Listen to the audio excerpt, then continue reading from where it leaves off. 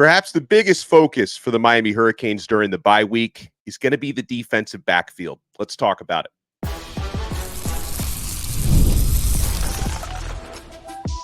You are Locked On Canes, your daily podcast on the Miami Hurricanes, part of the Locked On Podcast Network, your team every day. I am Alex Dono, University of Miami alumnus, co-host of Locked On ACC and writer for Canes County at Rivals. And thank you so much to the everydayers for making Locked On Canes your first listen and your first watch today. We're available free wherever you get your podcasts. We're free on YouTube. We're part of the Locked On Podcast Network, your team every day. Today's episode is brought to you by FanDuel. Place your first $5 bet and you'll get started with $200 in bonus bets guaranteed. Visit FanDuel.com to get started. Today is a Truth Teller Tuesday, and it's why we got the Truth Teller, Bruce Warner, with us. Bruce, coming off another cardiac Canes victory this past Saturday. Oh, man. That was like, but, you know, it was two different games. It was the first half, and then it was the second half. And 2 weeks in a row now, the last play of the game, I guess the last play of the game, because they still could have got a field goal and beaten us. The last play of the game, 2 times now.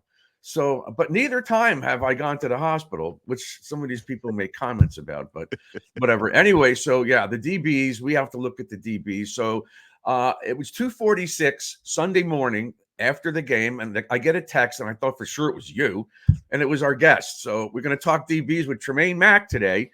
Former Cane. He was on a few months ago, but he's a great guest.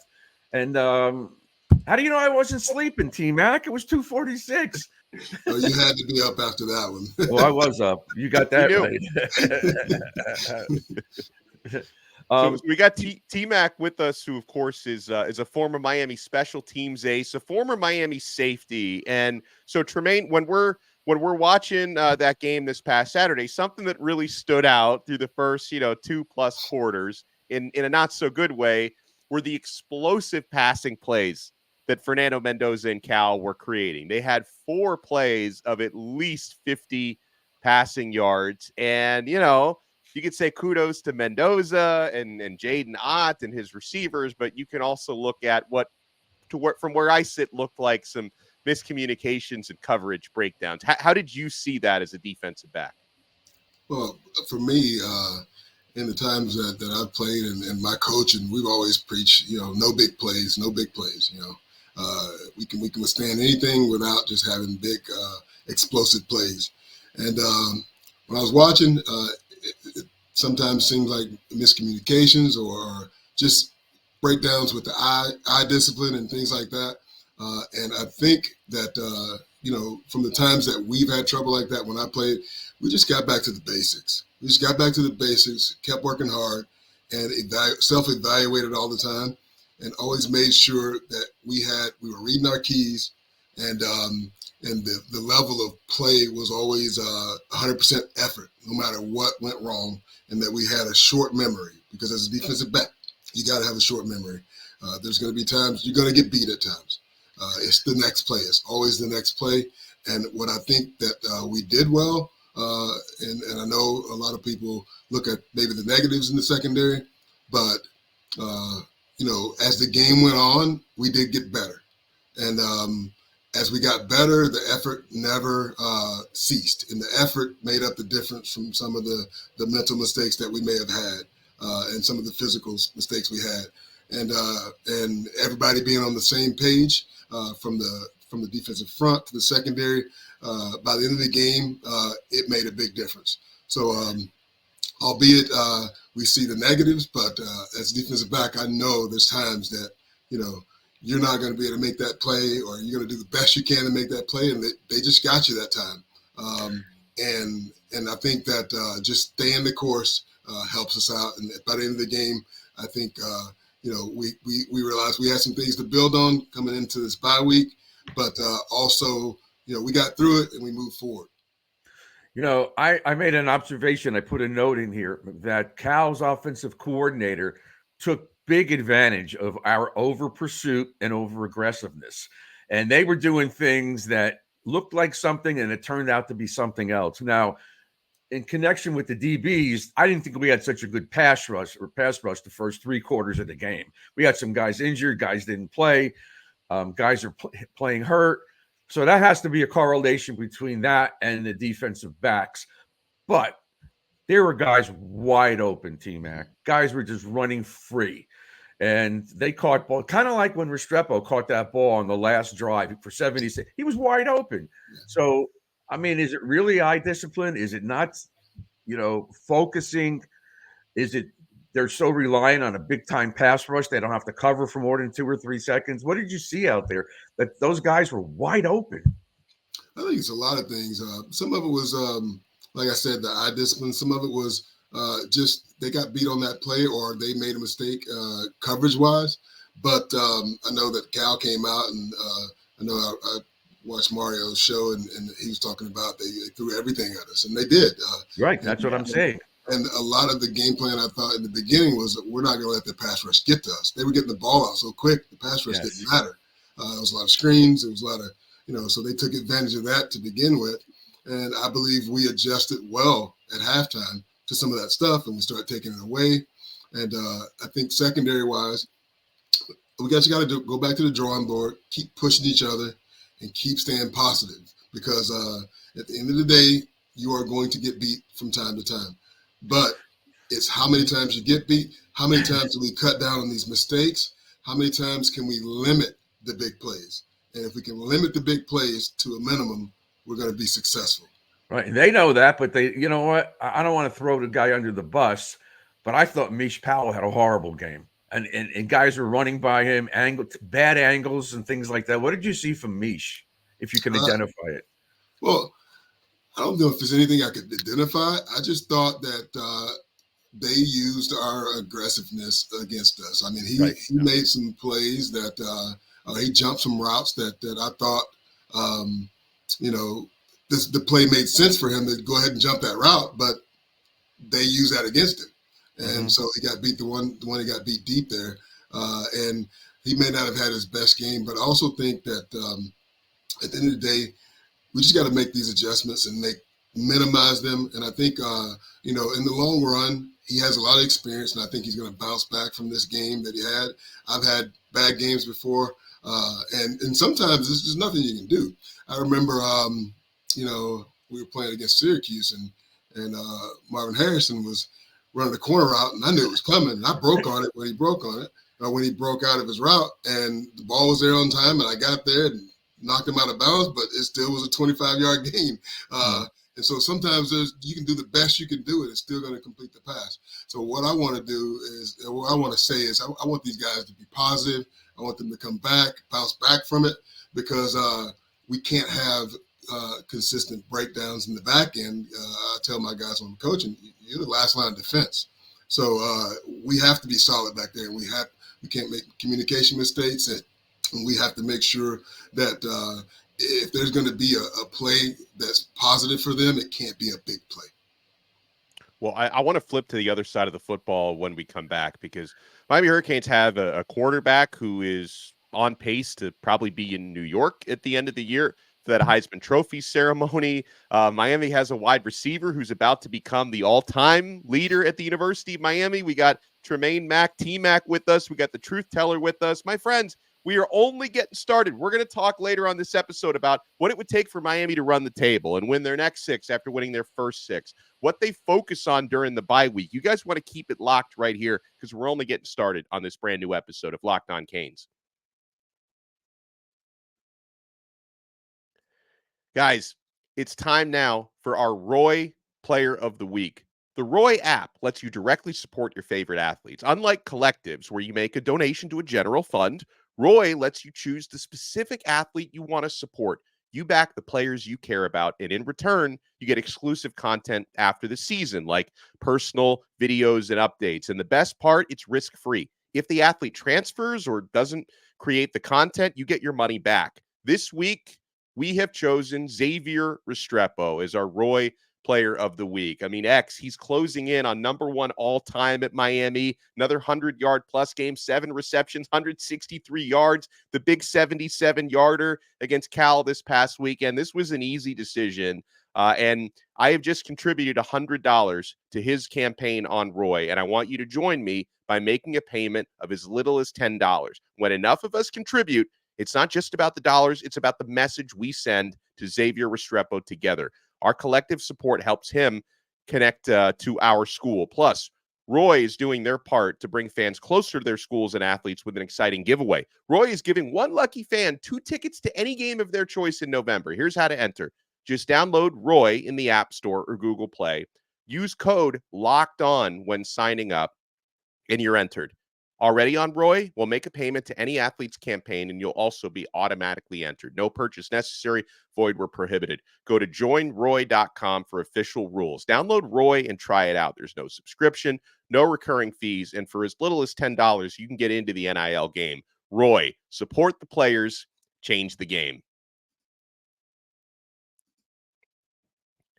Thank you so much for making this episode of Locked On Canes your first listen and your first watch today. Make sure you also check out Locked On ACC. I co-host that show with Kenton Gibbs from Locked On Wolfpack. We've been talking a lot about this Miami game for the past couple of days. We'll certainly turn the page to some other stuff soon, but there have been some really, really good conversations. So I would encourage you to check that out on Locked On ACC. We got the truth teller, Bruce Warner, with us. We got T-Mac with us. I am Alex Dono. T-Mac, something Bruce and I were talking about this off air before we connected with you today.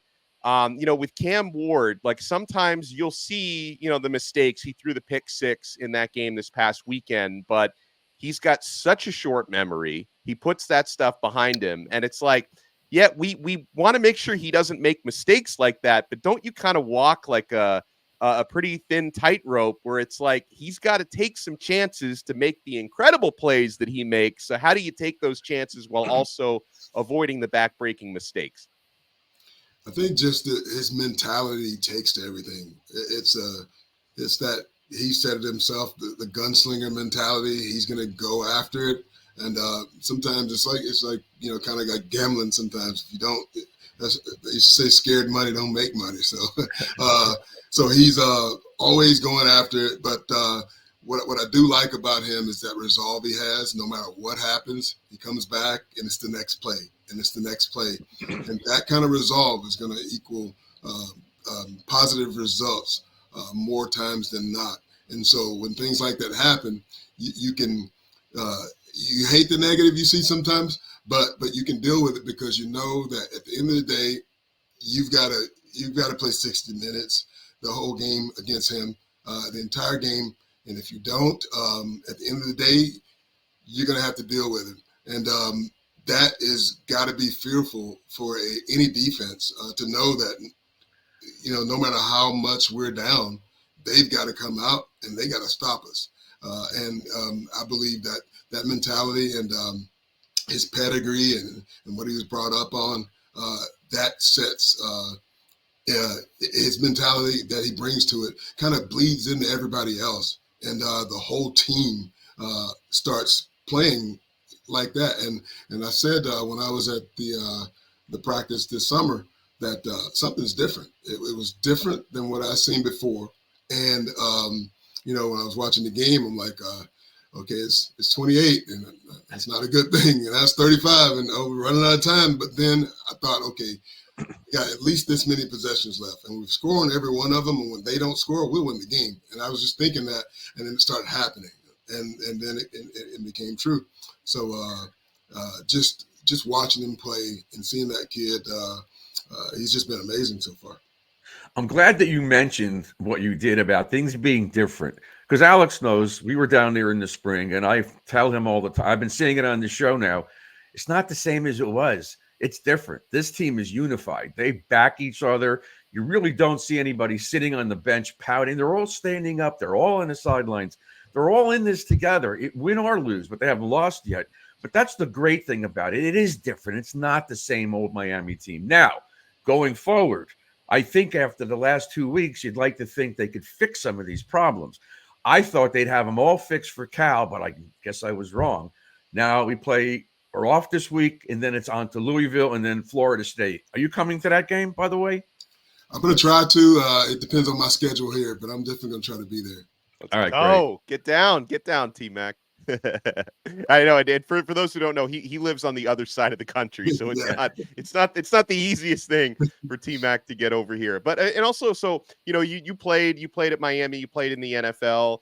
What when you were at the U, like what did a bye week look like in terms of like how? And I'm sure a lot of this has changed, of course, but how hard do you practice, and how do you kind of manage that time from focusing on yourselves from the last game, and then at what point do you kind of flip forward towards Louisville, your next opponent? Yeah, I think usually you get that day off, but that self-reflection period is great in the bye week. The players get an opportunity to look at their play. Coaches get the opportunity to self-evaluate, to see what we're doing good, see what we're doing bad, see adjustments we need to make.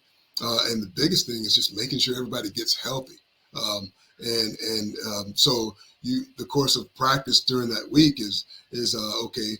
A lot of times it gets back to fundamentals. Let's make sure we're fundamentally sound, and then the work increases as you go through the bye week. You get a little bit of rest in the beginning, and then you just get back on the same page starting over the weekend, and then you're right back into game week prep, getting ready to go.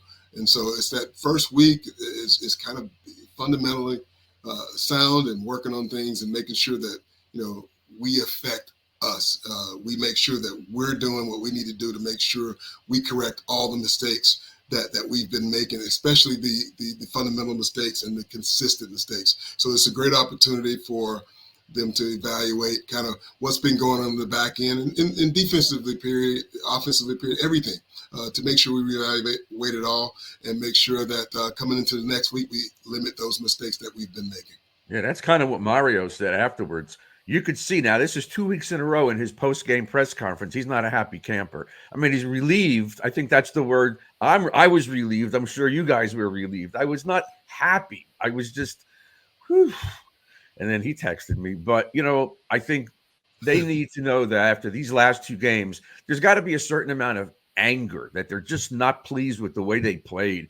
Back in the day, which I always talk about, you knew after a bad game, the next opponent was dead in the water. You just knew it.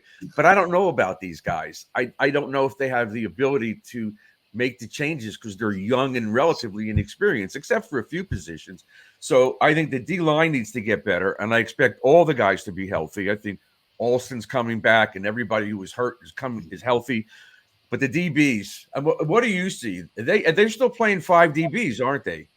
Yeah, I believe so. But like I said, I think they're trying to find the rotation of who needs to be in there, and I think this bye week is a perfect time to do it.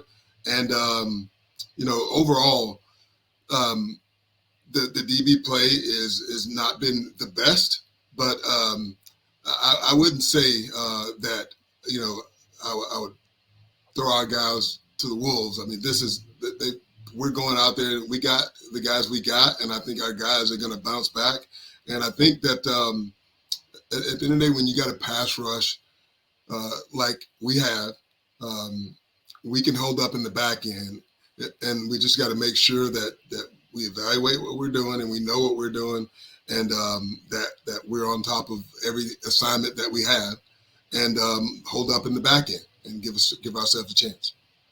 Well, we got a lot more coming up on this episode of Locked On Canes. We'll take a look at the 6 remaining games for Miami after the bye week and what it's going to take to run the table, because Miami has a real opportunity. Haven't played anywhere near their best the past couple of games, but still come away 6-0 thanks to fourth quarter heroics. So you guys want to keep it locked right here. We're not done yet on this brand new episode of Locked On Canes.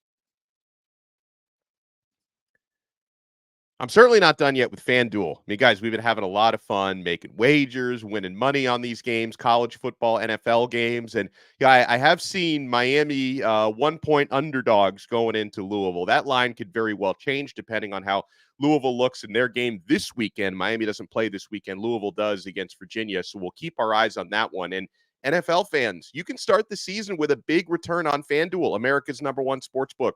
So when you get a hunch in the middle of the game, you can check out the latest stats, view live play-by-play, and so much more right on the same page where you place your bets. You'll get started with $200 in bonus bets guaranteed when you place your first $5 bet. That's FanDuel.com. America's #1 sports book. Thank you so much for making this loaded episode of Locked On Canes your first listen and your first watch today. We got Bruce Warner, the truth teller, with us. We've got Tremaine Mack, a.k.a. T-Mac, with us. All right, so fellas, coming off the bye week, Miami's going to play. By the way, they announced it as a noon kickoff time at Louisville. It's going to be a little early for T-Mac down there, 9 a.m. his time. I will take a nooner after watching them play in the middle of the night this past week. I'm all over that noon kickoff against a Louisville team that I still think they're very good, despite the fact they've lost 2 straight games, but I think they'll bounce back against Virginia this week. For my money, that's the toughest opponent left on the schedule.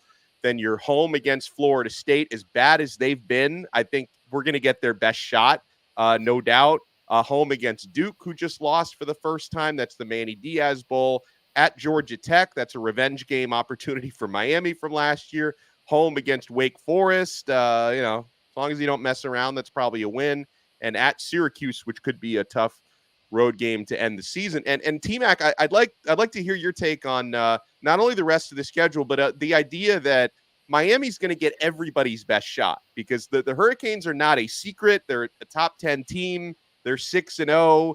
Teams seem to get very creative, and players have career days against Miami, and kickers will hit from 60, 70, 80 yards out against Miami. I mean, Miami now, they're no longer the hunted. They're no longer the hunter, I should say. They're the hunted now.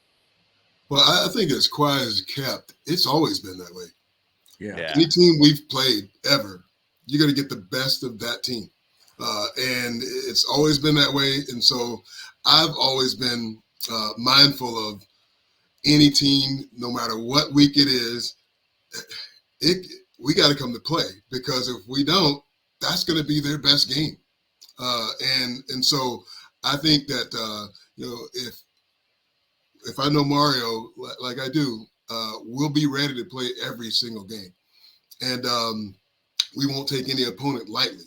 And if everybody buys into that, and we continue to get better and improve on some of the things that we haven't done well, I think we'll have an opportunity to win all of these games. But take it just one play at a time. And I was talking to my coaches the other day, and we were talking about who we had next. And after the previous game, I was like, I have no clue who's next. Let me just look at the schedule, because I was focused so much on the game we were just playing, everything we were just doing. And I haven't looked forward to the next week yet, outside of putting some film and getting the film ready for us to evaluate it for the next week. But outside of that, I'm focused on this week, so I don't know who it is. Going back to Alex's commercial spot about Roy before and Xavier Restrepo, as a defensive back, can you describe Restrepo to us and the fans listening and watching this? I think he is a model of consistency. At the receiver position, he's a model of knowledge of the game. I constantly see him calling out coverages, helping Cam identify coverages before the snap, making adjustments. And he is just always in the right place at the right team, at the right time. And he's a dog in his mentality on the field. If the ball's up there, he's going to catch it. If there's a play to be made, he's going to make it. And those kind of guys, they don't come along often, but when they do, you want them on your team. He is so consistent and always,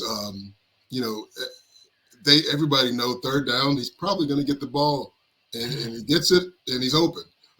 And so if you're not covering that, that means he's doing something well on the breakdown of the play, as far as understanding what coverage and where to be and being in the right place.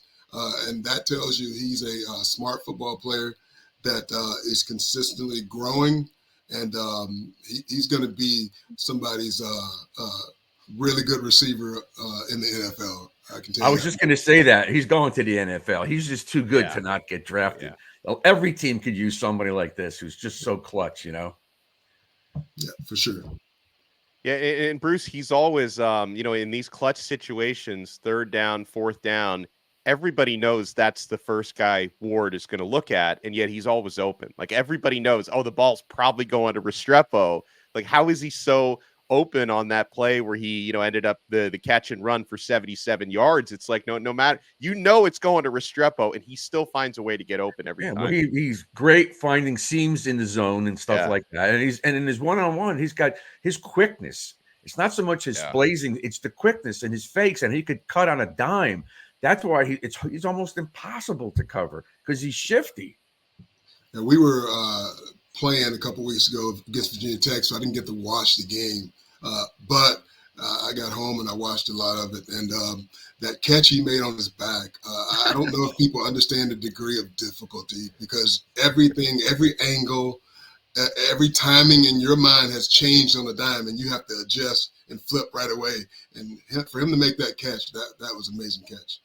Yeah, I think he said that Ward saw him slipping, so he threw it lower because otherwise he never would have caught it. And he threw it lower, and he knows if he gets it near him, he's going to catch it. He makes these amazing plays. He did it against the Gators. Remember early, Alex? Yeah. He had this. He was running one way, and he had to come back, and it sticks like glue. It's like Lester Hayes with the glue he had on his hands. Yeah, well, and I want to say to both of you guys, because we've all been to practices. I saw T-Mac out there training camp a couple months ago, and it's like whenever we see those, whether it be 11-on-11s or the one-on-one drills, every practice Restrepo is making circus catches. Like I've seen him catch it with two hands behind his back before. I've seen Restrepo as kind of a goof after practice, even catch a ball between his knees. So this is not unordinary for him. Cam Ward understands, because we work on this crazy stuff in practice all the time. He knows if he throws it into X's vicinity, he's going to catch it. Yeah, his focus and his concentration, T-Mac, has to be through the roof. Has to be. Yeah, definitely. And but I think practice makes perfect. And I know he practices a lot of these things. And at the practice I was at, he was one of the first out there. He was the last to leave. And so I know that when you put in extra work in practice, it pays off in the games. Yeah. No doubt about it.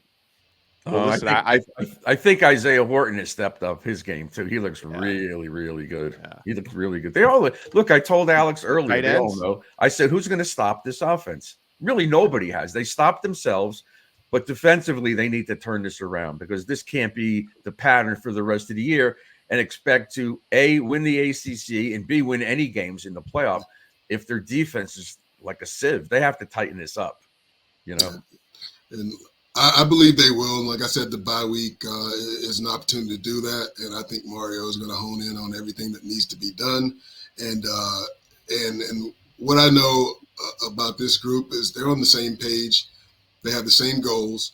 And I think that everybody's going to be on board of trying to fix it. And it won't it'll get fixed, and it definitely won't be from lack of effort that it doesn't, because I think they're going to make the effort towards getting everything fixed. And I believe everybody has that one goal in mind. And like I said, this team is different. And, I know there's been times where I'm watching the game and, hey, what's going on with Miami out here? I'm getting text messages, and I'm like, okay. Yeah, we all do that. And then all of a sudden, they won the game, and you have to you can't count them out. And as long as they have that quarterback with that mentality that bleeds into the rest of the team, they're going to have opportunity to win. And if they shore it up defensively, they're going to be tough to beat. Yeah. Listen, I know you're out in Seattle area, right? So we're having a big hurricane coming here. Alex has got to run. I'm okay. I'm in South Florida. I think I'll be okay. But you're safe where you are. Don't worry about this storm. I think he's good. I think he's good in Seattle. He's good, man. We're going to come to your house. Yeah. Well, you guys are welcome anytime. Yeah, I might head over there. I want to thank you guys both so much. Bruce Warner, the truth teller, always bringing it on a Tuesday, and our guy T-Mac, Tremaine Mack, former Miami Hurricanes defensive back and special teams ace. And T-Mac, before you run, where can people find you? Social media, because I know some of our fans, or a lot of our fans, are going to want to connect with you. Well, right now, social media wise, I'm not on it that much, but I will make sure that I send that to you so that you can post it next time, because I'm going to make sure that I'm available. But on Twitter, I believe, or X, I believe, is at Tremaine Mack. So yeah, I think you're right. You can find me there, and I'm not on it a lot, like I said, but I'll get on it a little more and reach out to some people. I'll stay pretty busy, but definitely you can find me on X. But they could always reach out to me, and I could send a message to you. So whatever. Yeah, for sure. Yeah. For sure. I love it. Right. I love it. Well, thanks you for everyone coming on so the much. show, buddy. I appreciate it. Thank you, T-Mac. Thank you, Bruce. Thanks to everybody who listened and watched. If you're watching on YouTube, smash that thumbs up button. Subscribe to our channel. If you're listening to the audio version, make sure you subscribe on Apple Podcasts, Spotify, Odyssey, wherever you get your pods. And we'll talk to you again next time on another episode of Locked On Canes. We are part of the awesome Locked On Podcast Network. Your team every day.